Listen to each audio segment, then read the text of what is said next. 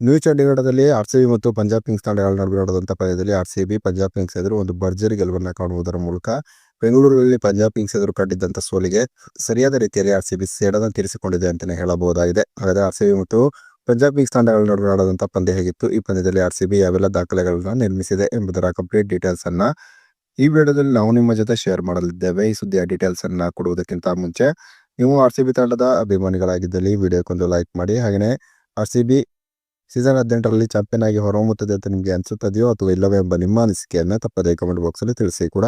New ಚಂಡೀಗಢದಲ್ಲಿ RCB ಮತ್ತು Punjab Kings ತಂಡಗಳ ನಡುವೆ ನಡೆದಂಥ ಪಂದ್ಯದಲ್ಲಿ ಟಾಸ್ ಅನ್ನು ಗೆದ್ದಂಥ ಆರ್‌ಸಿಬಿ ಮೊದಲು ಫೀಲ್ಡಿಂಗ್ ಅನ್ನು ಆಯ್ಕೆ ಮಾಡಿಕೊಂಡಿತು. ಇನ್ನು ಟಾಸ್ ಸೋತು ಮೊದಲು ಬ್ಯಾಟಿಂಗ್ ಇಳಿದಂಥ ಪಂಜಾಬ್ ಕಿಂಗ್ಸ್ ತಂಡ ನಿಗದಿತ 20 ಓವರ್ನಲ್ಲಿ 6 ವಿಕೆಟ್ಗಳನ್ನು ಕಳೆದುಕೊಂಡು 157 ರನ್ಗಳನ್ನು ಹೊಡೆಯಿತು.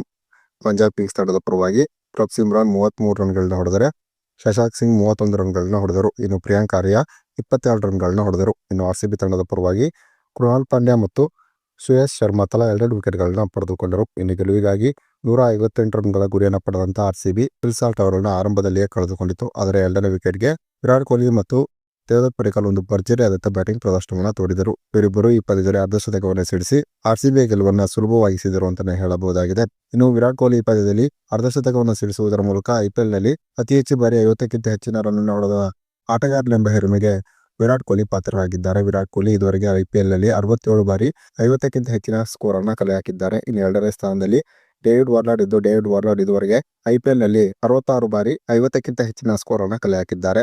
ಇನ್ನು ನ್ಯೂ ಚಂಡೀಗಢದಲ್ಲಿ ನಡೆದಂಥ ಪಂದ್ಯದಲ್ಲಿ ಪಂಜಾಬ್ ಕಿಂಗ್ಸ್ ಎದುರು ಗೆಲುವನ್ನು ಕಾಣುವುದರ ಮೂಲಕ ಆರ್‌ಸಿಬಿ ಸತತವಾಗಿ 5 ಅವೇ ಗೇಮ್ಗಳನ್ನ ಗೆದ್ದಂತ ಸಾಧನೆ ಮಾಡಿತು. ಈ ಹಿಂದೆ ಯಾವುದೇ ಸೀಸನ್ ಅಲ್ಲೂ ಕೂಡ ಸತತ 5 ಅವೇ ಗೇಮ್ಗಳನ್ನ ಆರ್‌ಸಿಬಿ ಗೆದ್ದೇ ಇರಲಿಲ್ಲ.